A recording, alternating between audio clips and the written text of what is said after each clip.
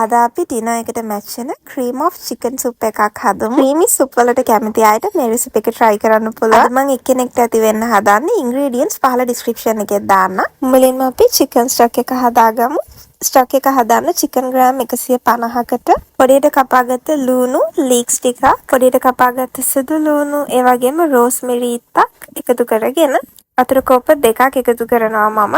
දැන් මේ ටික හොඳට තැම්බෙනකන් වහලා තියාගන්න ඕනේ. තැඹුණාට පස්සේ ඔයාලට පුළුවන් chicken ටික අයින් කරගෙන මේ වතුර එක පෙරා ගන්න. ඒකෙන් තමයි අපි chicken soup එක හදන්නේ. දැන් අපි soup එක හදා ගන්න butter චුට්ටක් එකතු කරගෙන පොඩියට කපාගත්ත ලුණු සතු ලුණු ටිකක් එකතු කරලා තැඹෙන්න දෙන්න ඕනේ. soup එකකට ඔයාලා කැමති vegetables add කරගන්න පුළුවන්. මම add කරගන්නේ carrot leeks විතරයි. ඔයාලට broccoli වගේ දේවල් add කරගන්න පුළුවන්. carrot ටික තැඹුණාට පස්සේ පාන් පිටි මේස හැන්දක් එකතු කරගෙන mix කරගන්න. මම soup එකට green peas ටිකකුත් එකතු කරගෙන chicken stock එක එකතු කරගන්නවා කලින් හදාගත්ත. අන්තිමට කලින් තඹගත්ත chicken ටිකත් එකතු කරගෙන fresh milk මිලිලිටර් 90ක් එකතු කරගන්න.